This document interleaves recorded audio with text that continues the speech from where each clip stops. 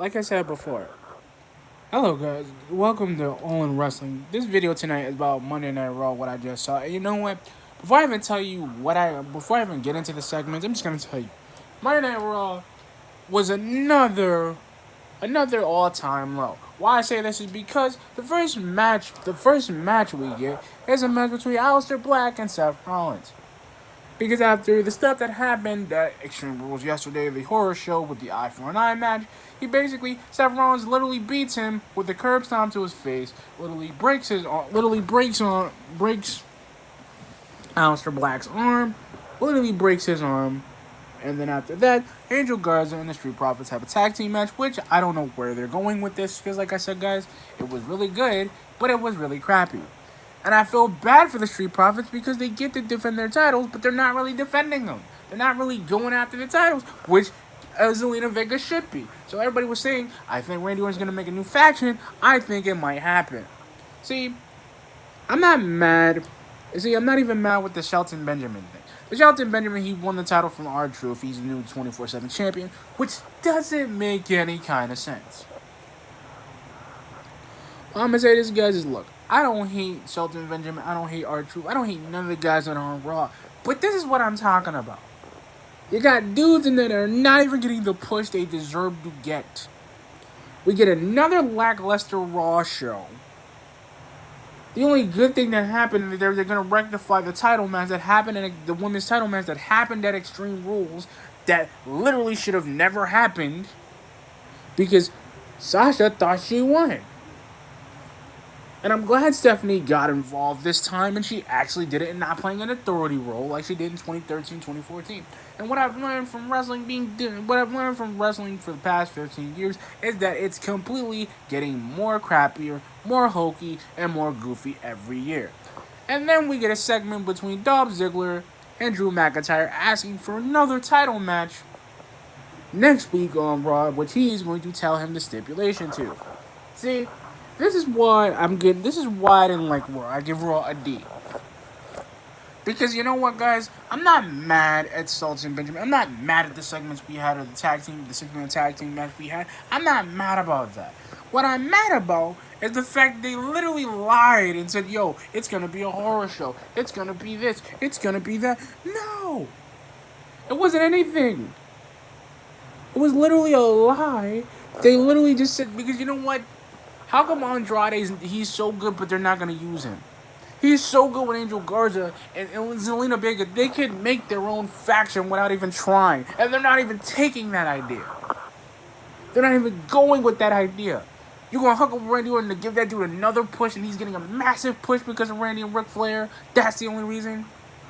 But yeah, we haven't seen Austin Theory in like, what, 2 or 3 weeks? Because here's my problem, guys. Here's my big problem. I'm so tired of dealing with the stress of the fact that every time we get something with these dudes, we don't get nothing new. We don't even get nothing new. That's what's sad about it. We're literally okay with it, but we're literally okay with taking the joke and literally taking the joke and literally taking the joke and literally throwing the joke in the face. Nah, bro. No. It don't work out that way. Because what makes me kind of angry is the fact that we're dealing with this, bro. Is the fact that we're going with this dumbness. That's what's funny. Because they're literally sitting here telling us, you know what? We're doing good. You know what? This is going to happen. You know what? Because this is what I get from Raw. Why is that every time Ruby Rad does well, and she's doing great with Liv Morgan, and Liv Morgan should go back with her, kind of give herself a push, and she's doing great, but not to mention the fact that we've already destroyed it. Because you know what's funny? I didn't even care for the Big Show Randy Orton match because I'm so tired of Randy Orton. This is not a rant video, guys. I'm just sick and tired of Raw doing this every week. Every week, like it's okay to do it. And what's really sad, guys, and I'm being honest with you, what's really sad is the fact that we're treated like marks. That's what we're treated as. Like we're dumb. Like we don't know what's going on. That's what I was saying about Extreme Rules. And I'm so tired of it. I'm so tired of the miscellaneous crap they keep giving us on the main roster. Because you know what? The same dudes that won't even push Samoa Joe, but they won't even give him a title shot or make him a champion. He's great on commentary. They keep him on commentary. I like that idea. I like it. I like that he talks to Christian. I like that he's actually hyped about every match, even a Drew McIntyre match. And you know what's funny? Is that Dolph keeps saying, "It should have been me. It should have been me. It should have been me. I should have got the title and I should have became champion." No, because, dude, where's the Dolph Ziggler that I know for 2013 who literally fought minutes to a standstill at No Mercy? Then everybody says, you know what, AJ's doing great. No, AJ's not doing great. He's been toned down since he went. They took a guy like AJ Styles, made him the face of a company, literally made him a champion, didn't give him a Universal title shot, didn't make him Universal champion, but yet he becomes WWE champion.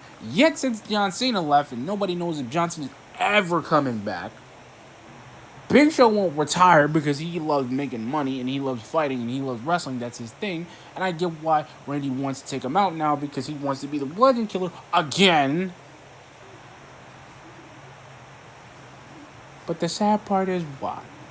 The sad part is why. Why do we do this, Raw? Why do we do it? Why do we do it?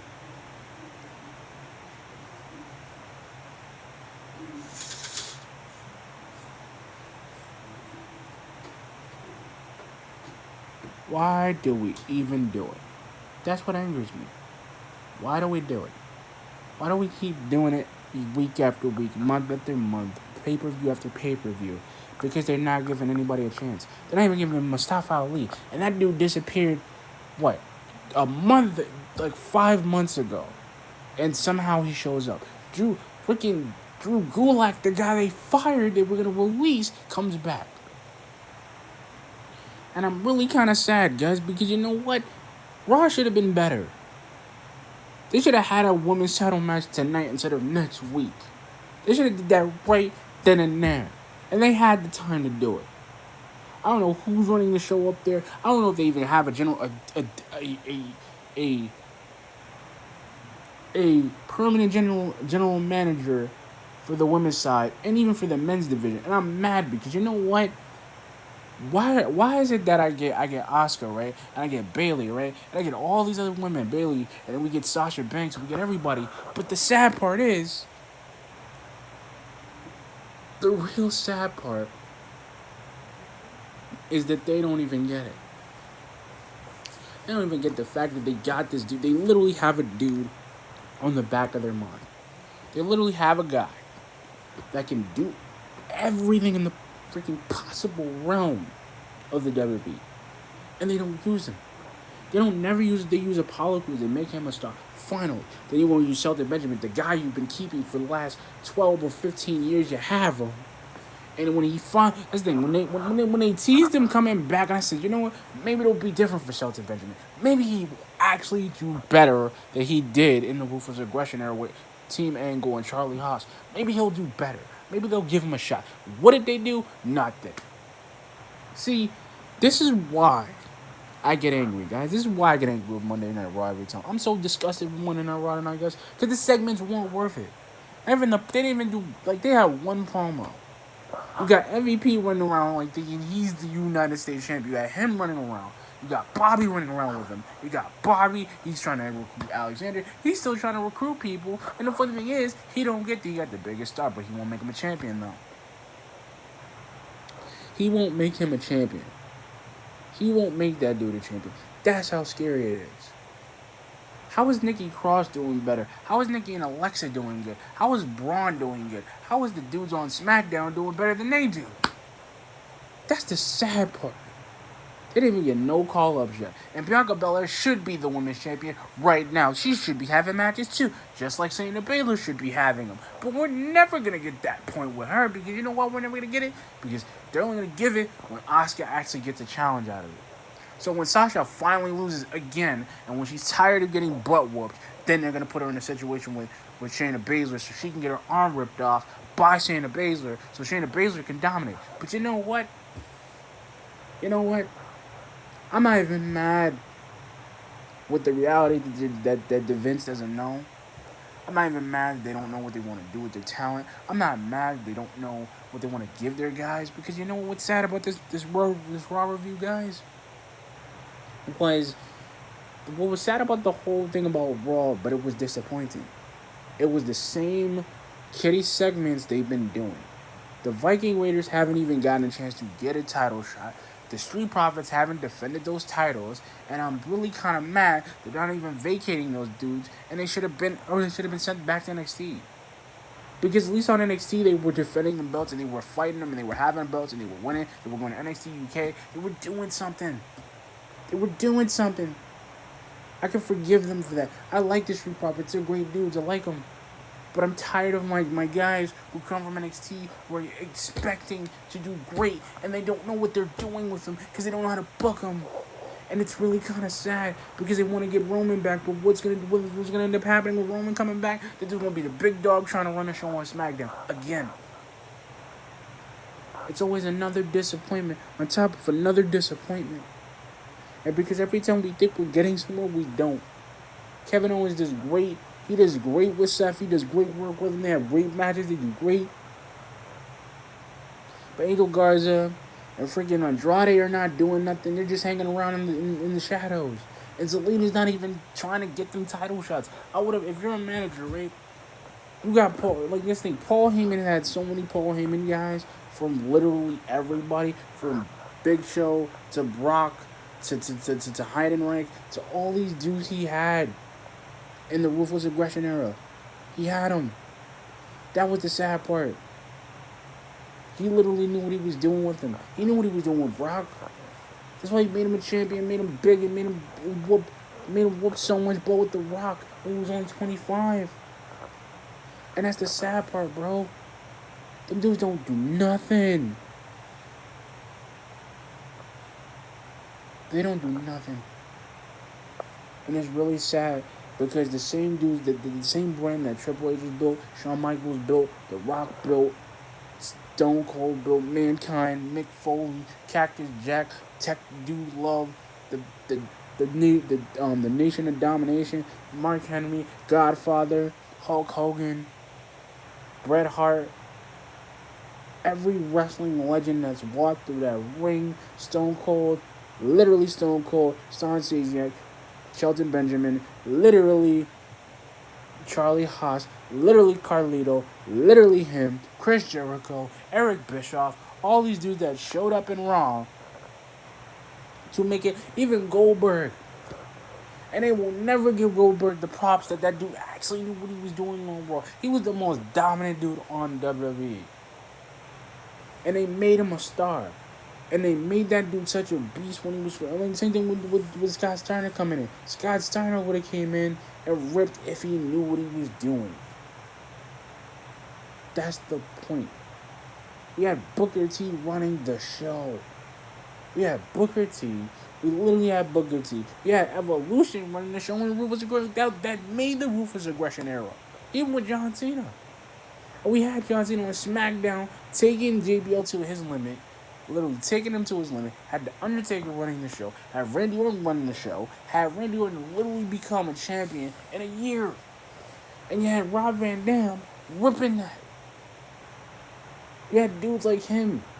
You had little dudes like Hurricane, him, Funaki, all these dudes that came and gone and still are here today that are not even giving the young generation, the new generation, a tip. And I think the one person who took the tip was Stone Cold, who did it to Becky Lynch because she became the man. She became the first double champion in women's history, which we've never had. And that's the thing. Charlotte did something. She defeated Trish Stratus, the greatest diva of all time. The greatest women's champion who never gave up. Who would have came back and probably would have stole the show. If she would have became champion, she wouldn't have defended. She would have retired. Because she's great. And that's the sad part. You had Mike and Maria Kanellis. You had him, and you let him go. See, and this is the sad part. Why are dudes from WWE going to Impact?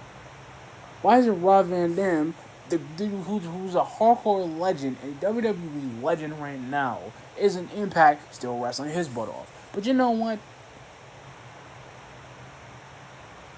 I never really hated Del Rio. I didn't hate all these dudes that came in and tried to do the PG era. Even Edge and Christian, who literally dominated the Ruthless Aggression eras. And Chris Jericho. That was the sad part. They were doing things. This is what I mean, guys. Raw was great, but like I said, Raw just sucked in it. It wasn't even. It wasn't even worth it. It was more. It was more boring than SmackDown. I wouldn't even watch it. I wouldn't even wait for next week because you know what? It's gonna be another segment. It's gonna be another abysmal championship match that Drew is going to end up winning, and he's gonna be a big fish in a small pond. That's all I gotta say about Raw. It was a D minus. But anyway, guys, like, comment, subscribe. Peace.